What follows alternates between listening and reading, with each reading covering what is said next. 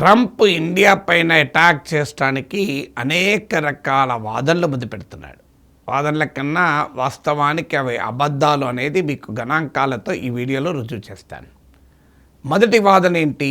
మాకు ఇండియాతో భారీగా trade surplus ఉంది, ఇండియన్ మార్కెట్లోకి మేము ఏది అమ్మలేకపోతున్నాం, అమెరికాలోకి మాత్రం ఇండియా వచ్చి అమ్ముకుంటోంది, దీనివల్ల అమెరికాలో ఉద్యోగాలు పోతున్నాయి, అందువల్ల ఇండియా పైన హయ్యెస్ట్గా 50% టారిఫ్ వేస్తున్నాను అనేది ట్రంప్ మొదటి వాదన. ప్రపంచంలో ఏ దేశంపై కూడా ఇండియా కన్నా ఎక్కువ టారిఫ్ లేదు. ఇండియాతో సమానంగా బ్రెజిల్ పైన 50% విధించాడు. కానీ ఇది నిజమా? అమెరికాకు చాలా దేశాలతో ట్రేడ్ డెఫిసిట్ ఉంది, మీకు అనేక దేశాలతో.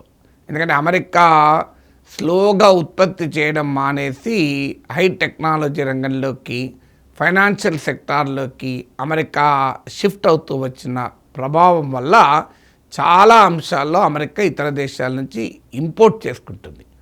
అందువల్ల అమెరికాకు చాలా దేశాలతో ట్రేడ్ డెఫిసిట్ ఉంది, ఇండియాతో కూడా ట్రేడ్ డెఫిసిట్ ఉన్నమాట నిజం.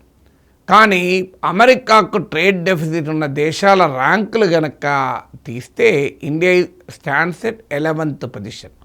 అంటే మనకన్నా ఇంకో 10 దేశాలతో అమెరికాకు ఎక్కువ ట్రేడ్ డెఫిసిట్ ఉంది. అంటే అమెరికా ఎక్కువ ఇంపోర్ట్ చేసుకుంటుంది, తక్కువ ఎక్స్పోర్ట్ చేస్తుంది. మరి ఇండియా పైన ఎందుకు టార్గెట్? మనకన్నా 10 more countries have higher trade deficit ఉంది అమెరికాకు. మీకు గణాంకాలతో సహా చెప్తాను. ఇండియాతో అమెరికాకున్న వాణిజ్య లోటు $43.66 బిలియన్, అంటే $44 బిలియన్ తాజా గణాంకాల ప్రకారం. ఇందుకు భిన్నంగా చైనాతో ఉన్న ట్రేడ్ డెఫిసిట్ $421.85 బిలియన్, అంటే నియర్లీ $422 బిలియన్. ఒకసారి ఆలోచించండి, ఇండియాతో ట్రేడ్ డెఫిసిట్ $44 బిలియన్ అయితే చైనాతో ట్రేడ్ డెఫిసిట్ $422 బిలియన్, అంటే 9.5 times ఎక్కువ చైనాతో ట్రేడ్ డెఫిసిట్. ఇండియాతో పోలిస్తే నియర్లీ 10 times ఎక్కువ. కానీ చైనా పైన ఇప్పుడు మొదట్లో 240% అది ఇది అన్నాడు. కానీ చైనా రేర్ ఎర్త్ మ్యాగ్నెట్స్ అమ్మకాలను నిలిపివేశాక, సోయా ఇంపోర్ట్స్ ఆపివేశాక తోవకొచ్చి ట్రంప్ ఇండియాతో పోలిస్తే తక్కువ టారిఫ్ చైనాపై విధిస్తున్నాడు. ఇక సర్వీసెస్ ఎక్స్పోర్ట్స్ కూడా ఇండియా చేస్తుంది అమెరికాకు. ఇప్పుడు ఫర్ ఎగ్జాంపుల్ మన సాఫ్ట్వేర్ ఎగుమతుల్లో 54% అమెరికాకే. సో ఈ రంగంలో కూడా తీసుకున్నా కూడా ఇండియాకు ట్రేడ్ సర్ప్లస్ ఉన్నమాట నిజం. కానీ అది చాలా negligible. As of today figures, తాజా గణాంకాలు చూస్తే $7.4 బిలియన్. అంటే ఇది చాలా మార్జినల్ సర్ప్లస్. ఈ సర్ప్లస్ కూడా రోజు రోజుకు తగ్గిపోతుంది. అంటే అమెరికా వాదన, ట్రంప్ వాదన ఏంటి? మీ గూడ్స్ ట్రేడ్లో $44 బిలియన్ ఉంది, సర్వీసెస్ ట్రేడ్లో కూడా $7 బిలియన్ కన్నా ఎక్కువ ఉంది. ఇది అమెరికాకు నష్టం కలిగిస్తుంది కదా అనేది ట్రంప్ వాదన. కానీ మనకి ఇక్కడ గణాంకాలను చూస్తే ఈ ట్రేడ్ డేటాలో డిఫెన్స్ ఇంపోర్ట్స్ ఇంక్లూడ్ కావు. ఇటీవల కాలంలో భారతదేశం అమెరికా నుంచి రక్షణ దిగుమతులు కూడా చేసుకుంటోంది. గ్లోబల్ ఇంటర్నేషనల్ ఆర్మ్స్ ట్రేడ్లో India is one of the significant importer. మనం ప్రపంచంలో ఆయుధాల వ్యాపారంలో ఇండియా ఒక మేజర్ షేర్ ఇండియా ఇంపోర్ట్ చేసుకునేది. మీకు ఒకప్పుడు 75% సోవియట్ యూనియన్ నుంచి, రష్యా నుంచే మన డిఫెన్స్ ఇంపోర్ట్స్ ఉండేవి. ఇవి తగ్గుతూ 2016 వరకు కూడా 62% ఉండే. ఇప్పుడు నియర్లీ 36% పడిపోయినాయి. చైనా నుంచి మన డిఫెన్స్ ఇంపోర్ట్స్ పెరుగుతున్నాయి. అమెరికా నుంచి మన డిఫెన్స్ ఇంపోర్ట్స్ పెరుగుతున్నాయి. అందువల్ల ఆ డిఫెన్స్ ఇంపోర్ట్ డేటా కూడా ఇంక్లూడ్ చేస్తే ఈ ట్రేడ్ డెఫిసిట్ అనేది ఇష్యూనే కాదు. ఇది కాక అనేక రూపాల్లో ఇండియన్స్ అమెరికన్ ఎకానమీకి కంట్రిబ్యూట్ చేస్తున్నారు. ఇక్కడ కూడా మీకు కొన్ని గణాంకాలు మీ ముందు పెడతాను. ఇప్పుడు ఇండియన్ స్టూడెంట్స్ 3,20,000 అబోవ్ ఉన్నారు. 3,20,000కు పైగా ఇండియన్ స్టూడెంట్స్ అమెరికాలో ఉన్నారు. వీళ్ళు ఏటా అమెరికాలో ఖర్చు పెడుతున్నది ట్యూషన్ ఫీజు ద్వారా, లివింగ్ కాస్ట్ ద్వారా $7.7 బిలియన్. ఇది కంట్రిబ్యూషన్ కాదా? ఇది ఇంపోర్ట్ చేసుకుంటేనే అమెరికాకు లాభమా? ఇది డైరెక్ట్గా మన ఇండియన్ స్టూడెంట్స్ ఆడపోయి డాలర్లు ఖర్చు పెడుతున్నారు.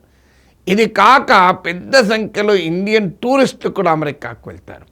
సో అలా ఎంతమంది వెళ్ళారంటే 2023 డేటా ప్రకారం 14 లక్షల మంది అమెరికా వీసాలు జారీ చేసింది. అంటే ఏ స్థాయిలో ఇండియన్స్ వెళ్ళి అమెరికాలో ఖర్చు పెడుతున్నారు. ఇప్పుడు మేము కూడా 1.5 month అమెరికాలో ఉన్నాం. మీకు డలాస్కి వెళ్ళాము, డలాస్ టు ఆస్టిన్ వెళ్ళాము, ఆస్టిన్ నుంచి కాలిఫోర్నియా వెళ్ళాము, మీకు హూస్టన్ వెళ్ళాము, శాన్ ఆంటోనియో వెళ్ళాము.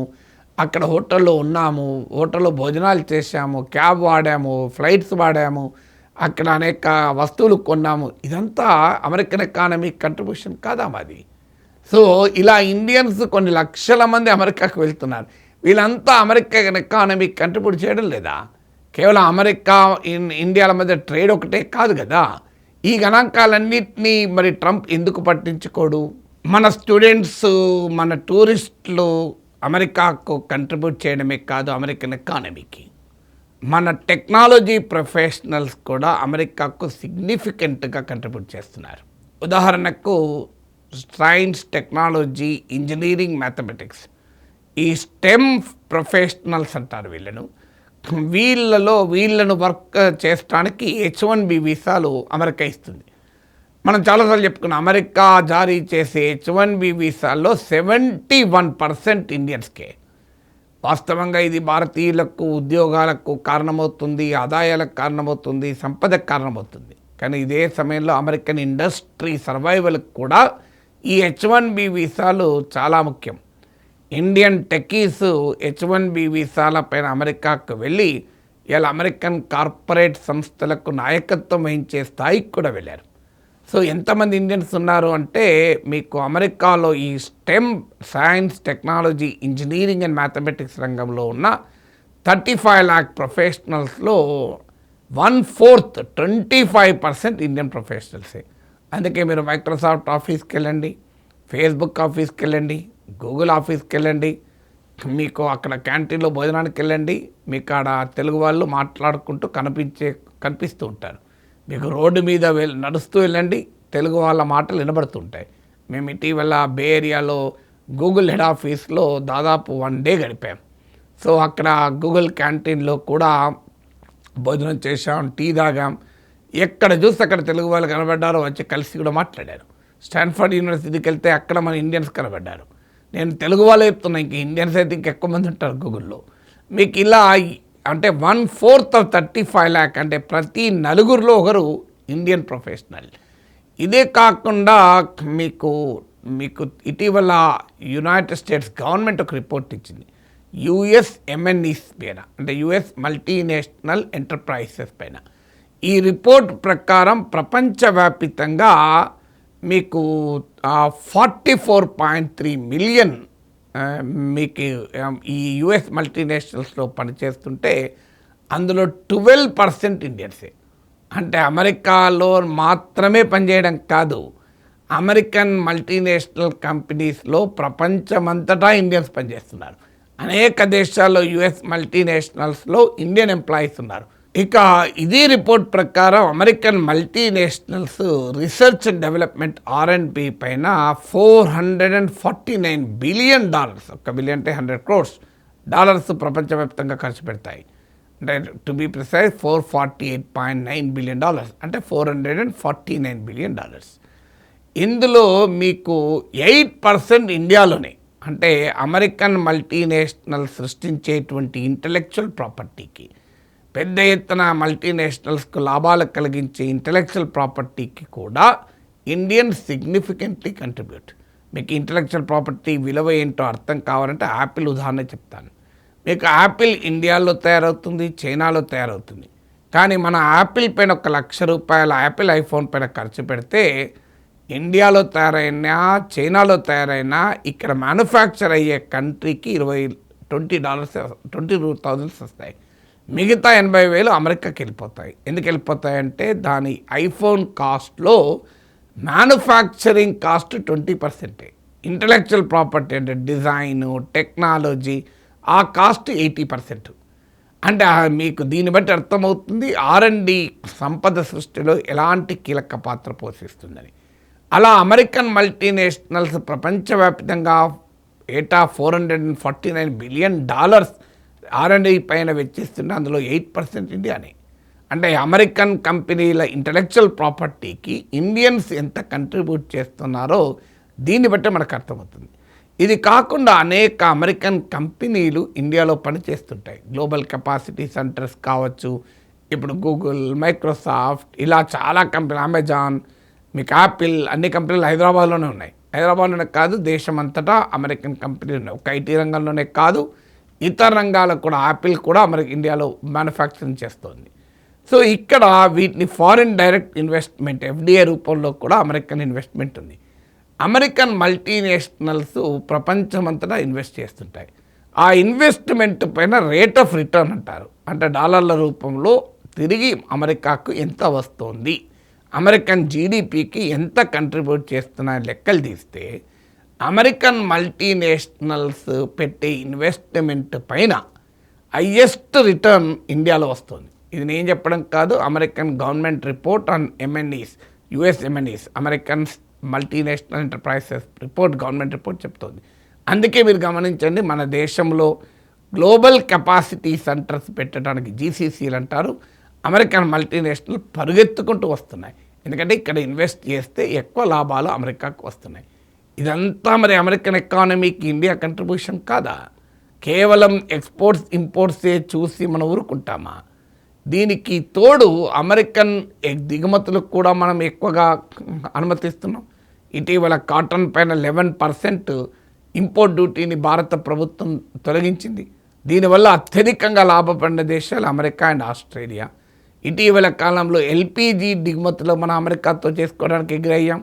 ఒకప్పుడు 1% మన టోటల్ LPG ఇంపోర్ట్స్లో అమెరికా షేర్ ఇప్పటిది కాస్త 10%కి పెరిగింది. అలాగే అమెరికా నుంచి డిఫెన్స్ ఇంపోర్ట్స్ కూడా పెంచుకుంటున్నాం.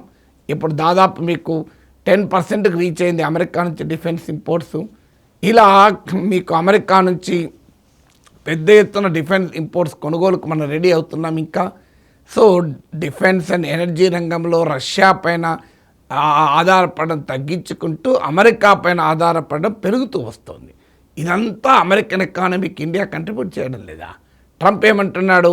ఇండియన్స్ వచ్చి ఉద్యోగాలు కొల్లగొడుతున్నారు, ఇండియన్స్ వచ్చి అమెరికాలో వ్యాపారం చేసుకుంటున్నారు, లాభపడుతున్నారు, అమెరికా వాళ్ళని మాత్రం ఇండియాలోకి రానివ్వడం లేదు అంటూ పచ్చి అబద్ధాలు చెప్తూ 50% మన పైన టారిఫ్ విధిస్తున్నాడు. ఎస్, అమెరికాతో రిలేషన్స్ వల్ల ఇండియా లాభపడలేదని అనడం లేదు. డెఫినెట్గా ఇండియా లాభపడుతుంది, కానీ అమెరికా కూడా అంతే లాభపడుతుంది, కావాలంటే అంతకన్నా ఎక్కువ లాభపడుతుంది. అమెరికన్ ఎకానమీకి ఇండియా ఈ స్థాయిలో కంట్రిబ్యూట్ చేస్తున్న స్టిల్ అమెరికా భారత్ను ఒక ట్రస్టెడ్ అలైగా భావించడం లేదు. ఇప్పుడు చూడండి, మీరు డిఫెన్స్ ఇంపోర్ట్స్ మనం పెంచుకుంటున్నాం, కానీ స్టిల్ అమెరికా మిత్ర దేశాలకు, నాటో సభ్య దేశాలకు ఇచ్చేటువంటి ప్రియారిటీ ఇండియాకి ఇవ్వదు. అలాగే హై టెక్నాలజీ పైన అమెరికా ఏనాడు ఇండియాను సహకరించలే. దానికి తోడు అనేక సార్లు ఆంక్షలు విధించింది. ఉదాహరణకు మనకు సూపర్ కంప్యూటర్ కావాలంటే డినై చేసింది. మనం సూపర్ కంప్యూటర్ తయారు చేసుకున్నాం. ఆఖరికి మనము GSLVలో అంటే కమ్యూనికేషన్ ఉపగ్రహాలని భూస్థిర కక్ష జియోసింక్రనస్ ఆర్బిట్లో ప్రవేశపెట్టే రాకెట్లను GSLVs అంటారు. సో జియోసింక్రనస్ లాంచ్ వెహికల్, దాంట్లో వాడే క్రయోజెనిక్ ఇంజన్ల కొరకు, క్రయోజెనిక్ టెక్నాలజీ కొరకు మన రష్యాలోని గ్లావ్ కాస్మోస్తో మన ఇస్రో ఒప్పందం చేసుకుంటే అమెరికా ఆంక్షలు విధించింది. ఇలా అనేక సందర్భాల్లో హై టెక్నాలజీ పైన ఆంక్షలు విధిస్తున్నారు. కానీ ఇప్పటికీ కూడా ఇంత ఇండియా అమెరికా రిలేషన్స్ ఇంప్రూవ్ అయినా కూడా, ఇంత ట్రేడ్ లిబరలైజేషన్ రెండు దేశాల మధ్య జరిగినా, మీకు హైటెక్ రంగంలో, మీకు క్రిటికల్ టెక్నాలజీ రంగంలో ఇండియా అమెరికా ట్రేడ్ చాలా పరిమితం. సో అమెరికాతో మనకు అమెరికా ఇండియాకు చేసే ఎక్స్పోర్ట్స్ మీకు 2022-23 డేటా ప్రకారం అరౌండ్ $43 బిలియన్ ఉంటుంది. సో ఇందులో మీకు కేవలం 0.4%, నాట్ ఈవెన్ 1%, ఈ high technology dual use technologies అంటారు. సో ఇలా సెన్సిటివ్ టెక్నాలజీస్ పైన ఇచ్చేది కేవలం 0.4%. ఇలా ప్రపంచంలో అమెరికాకు అతిపెద్ద ఛాలెంజర్ ఇండియా కాదు, చైనా. కానీ చైనాకు ఇలాంటి టెక్నాలజీస్ అమెరికా చైనాకు చేసే టోటల్ ఎక్స్పోర్ట్స్లో 0.8%. అంటే మనకన్నా డబుల్ ఆఫర్ చేస్తున్నారు చైనా, కానీ ఇండియాకు మాత్రం ఆఫర్ చేయనంటోంది అమెరికా. సో ఇది మనకు ఇంతగా మన అమెరికన్ ఎకానమీకి కంట్రిబ్యూట్ చేస్తున్న అమెరికా భారత్ పట్ల అనుసరిస్తున్న వైఖరి. This is how India and Indians contribute to American economy. Trump చెప్తున్నట్లు అమెరికన్ల ఉద్యోగాలు భారతీయులు కొల్లగొట్టడం లేదు, అమెరికాల వ్యాపారాలను మనమేం మింగేయడం లేదు, అమెరికా సంపదను మనమేమి దోచుకోవడం లేదు, అమెరికాతో ఆర్థిక వాణిజ్య సంబంధాల వల్ల భారత్ లాభపడవచ్చు, కానీ అదే సమయంలో అమెరికా కూడా చాలా సిగ్నిఫికెంట్గా ఇండియా వల్ల లాభపడిందనటానికి ఇంత ఇన్డెప్త్ గణాంకాలతో మీ ముందు విశ్లేషణ పెట్టాను. మీరు ఆలోచించండి. ఈ గణాంకాలకు కూడా సోర్స్ చెప్తున్నాను, కింద డిస్క్రిప్షన్లో కూడా ఆ మెటీరియల్ ఇస్తున్నాను. ఇది జయంత్ ప్రసాద్ అని, former director general of institute for defence studies and analysis, IDSA అని, ఇండియాలో one of the prominent defence and strategic think tank.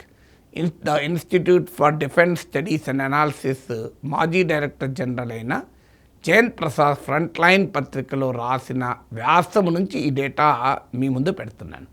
So this is how India contributing to American economy.